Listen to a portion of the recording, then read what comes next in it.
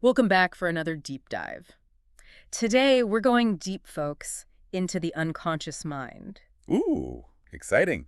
Have you ever just felt like you're on autopilot, like just going through the All motions? the time. Yeah, that's what we're going to unpack today. Awesome. We're going to be exploring a lecture um, from Maestro Jesus, Okay.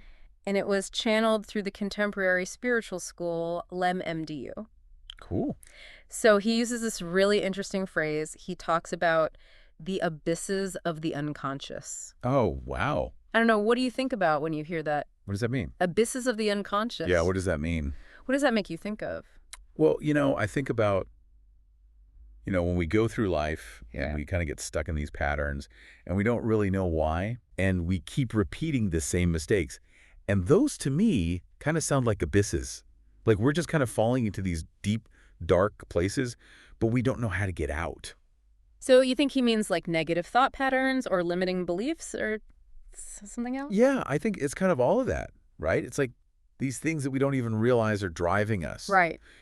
We think we're making conscious choices, but really there's all this stuff going on beneath the surface. Like the undercurrents? Yeah, exactly. Yeah. Like we all have those moments, right? Like where we snap at someone we love, Yeah. or we just procrastinate on something important, Oh, yeah. even though we know we shouldn't. And we're like, why did I do that? Totally.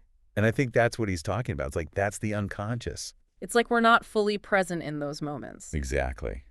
Exactly. And when that happens, that's when we fall into what he calls dormant living. Dormant living. Yeah. So we're not fully conscious. No.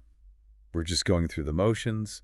We're not really awake to what's happening. We're not really in the driver's seat of our lives. You're just along for the ride. Exactly.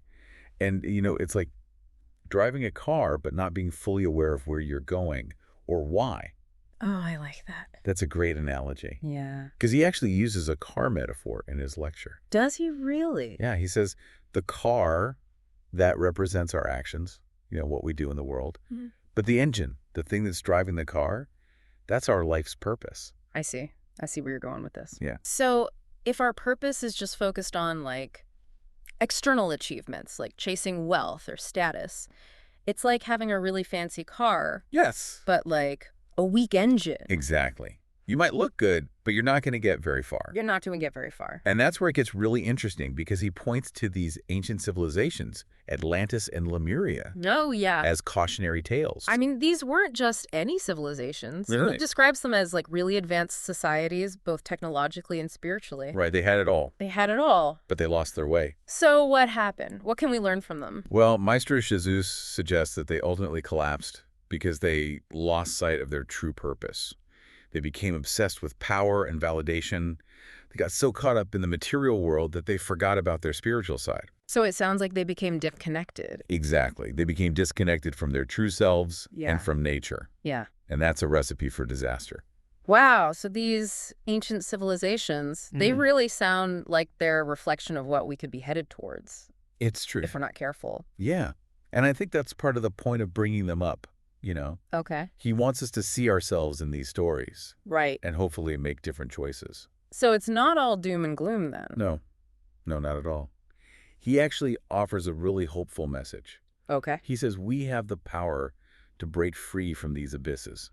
Okay, but how do we do that? It all starts with self-knowledge. Self-knowledge? Yeah, but not just like surface level self-knowledge, Okay. like knowing your favorite color or whatever. Yeah. It's about diving deep into your true nature. That sounds kind of intimidating. It can be, but it's also incredibly liberating.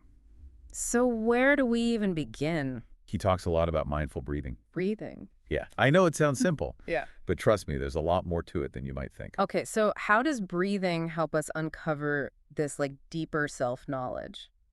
Well, when you focus on your breath, it's like hitting the pause button on all the noise in your mind.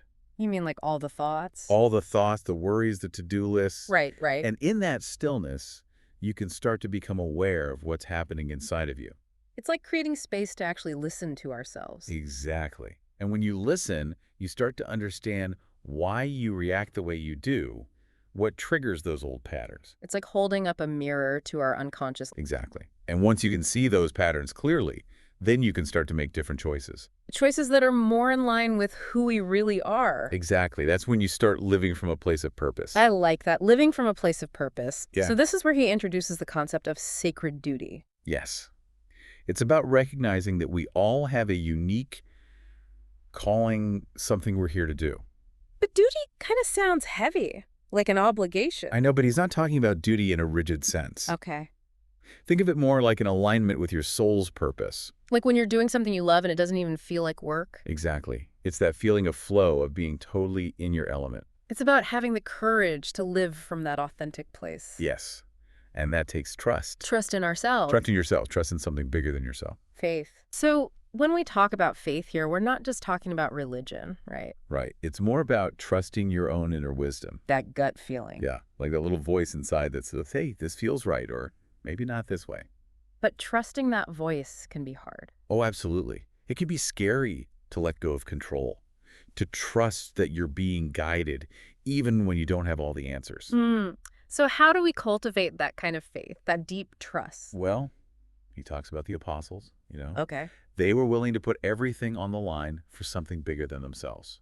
That's a powerful example. It's about recognizing that there's something greater at play, something more important than our individual needs and desires. It's about surrendering to something bigger than ourselves. Exactly. This has been, wow, it's been incredible. Such an eye-opening deep dive.